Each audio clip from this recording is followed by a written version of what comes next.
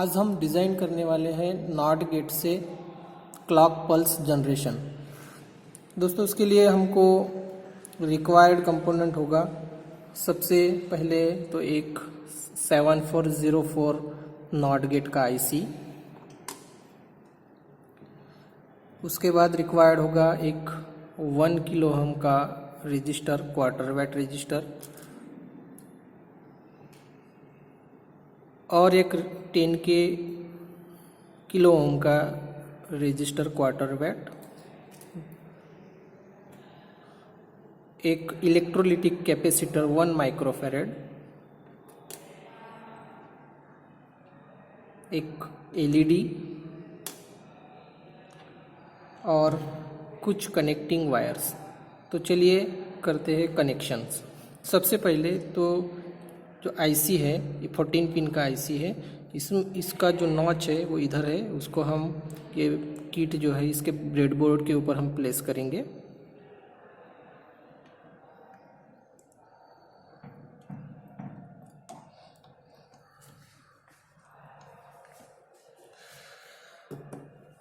ये नॉच से जस्ट नीचे डॉट होता है, उसके बाजू वाला ही, उसके साइड वाला ही पहला ही पिन नंबर फर्स्ट होता है। तो हम पिन नंबर फर्स्ट पर 1 किलो ओम का रजिस्टर कनेक्ट करेंगे। उसका दूसरा एंड हम एक पॉइंट पर कनेक्ट करके छोड़ देंगे। उसके बाद पिन नंबर आईसी का पिन नंबर 2 और पिन नंबर 3 को हम शॉर्ट करेंगे। पिन नंबर 2 और 3 को ये मैं ग्रीन वायर के थ्रू शॉर्ट कर दिया। उसके बाद पिन नंबर 4 एंड 5 इनको भी शॉर्ट करना है। तो पिन नंबर 4 और 5 इनको मैंने रेड वायर के थ्रू शॉर्ट किया।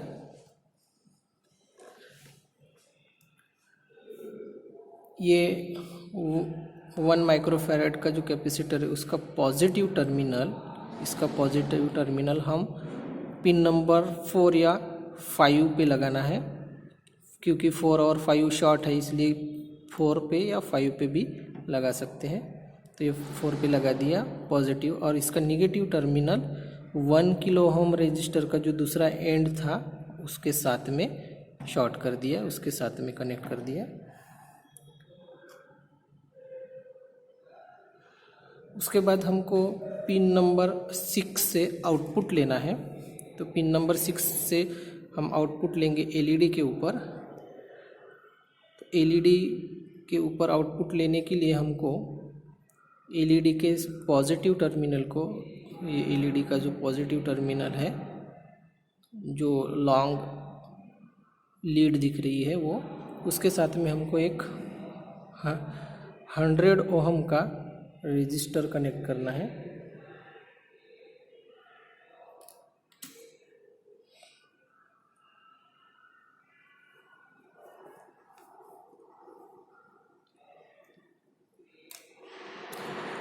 $10K का जो रजिस्टर हमारे पास जो बचा है वो 10K का रजिस्टर हम पिन नंबर 6 से, जहाँ से हमारा आउटपुट निकलता है, पिन नंबर 6 पर कनेक्ट करना है। और इसका जो दूसरा एंड है, ये दूसरा एंड हम लगाएंगे कैपेसिटर का निगेटिव जहाँ पर कनेक्ट है वहाँ पे। मतलब अब कैपेसिटर का निगेटिव 10K ओम रजिस्टर का दूसरा एंड और 1K ओम का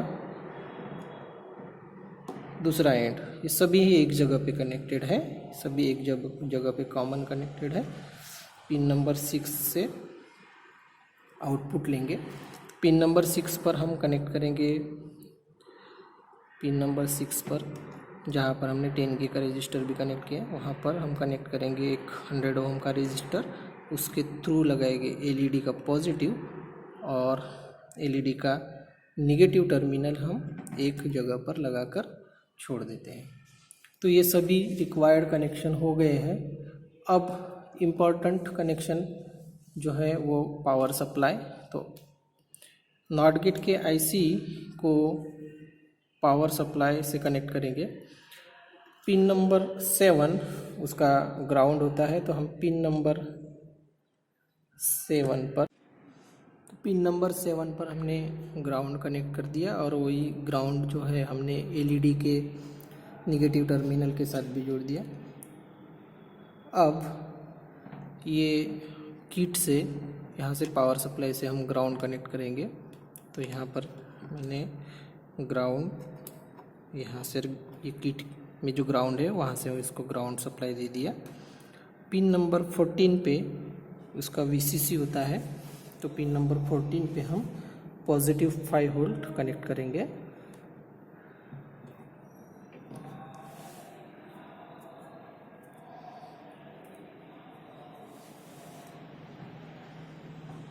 और इसी तरीके से ये पूरे कनेक्शंस कंप्लीट हो गए हैं। हम अभी किट को चालू करते हैं और इसका आउटपुट हम पहले एलईडी के ऊपर चेक करते हैं।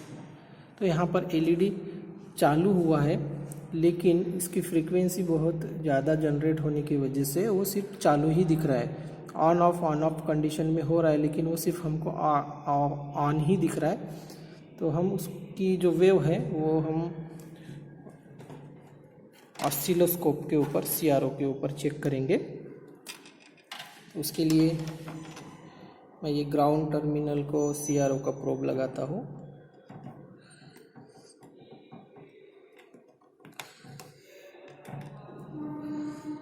और पिन नंबर 6 से जो आउटपुट आ रहा है 100 ओम के रजिस्टर के थ्रू, उस पर हम सीआरओ का पॉजिटिव प्रोब लगाते हैं और चेक करते हैं वेव।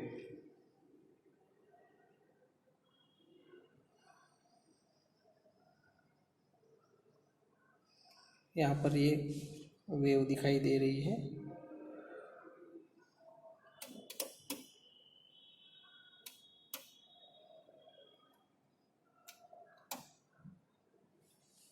तो ये स्क्वायर वेव मतलब क्लॉक पल्स जनरेट हुई है 1 माइक्रोफैरड का जो कैपेसिटर है उससे।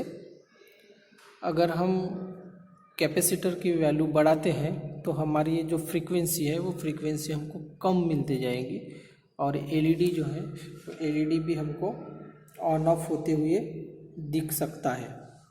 इसलिए हम यहाँ पर ये 1 माइक्रोफैरड का जो कैपेसिटर है इसको हम रिप्लेस करके 100 माइक्रोफैरड का एक दूसरा कैपेसिटर लगाते हैं। तो ये 100 माइक्रोफैरड का कैपेसिटर का पॉजिटिव हमको लगाना है पिन नंबर 4 या 5 पे। तो ये 4 या 5 पे मैं इसको पॉजिटिव लगाता हूँ, और उसका निगेटिव जो है वो हमको ये इसके साथ में कनेक्ट करना है, जहाँ पर 1K और 100K 10K का जो रजिस्टर है वो एक जगह पर कनेक्टेड है वहाँ पर। तो अभी हमको एलईडी ऑन ऑफ होते हुए दिख रहा है, मतलब वहाँ पर पल्स जनरेट हो रही है, और वो भी कम फ्रीक्वेंसी की होने की वजह से ऑन ऑफ इस तरीके से वो हमको दिखाई दे रहा है। सेम हम सीआरओ के ऊपर भी चेक कर सकते हैं।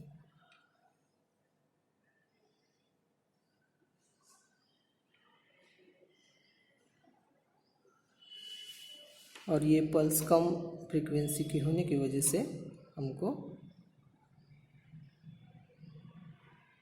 ज़्यादा फास्ट मूवमेंट में दिख रही हो, स्टेबल नहीं हो रही है।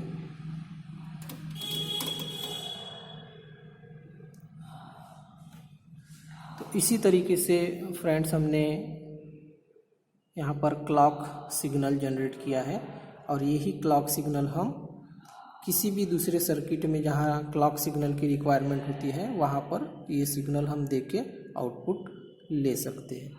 Thank you.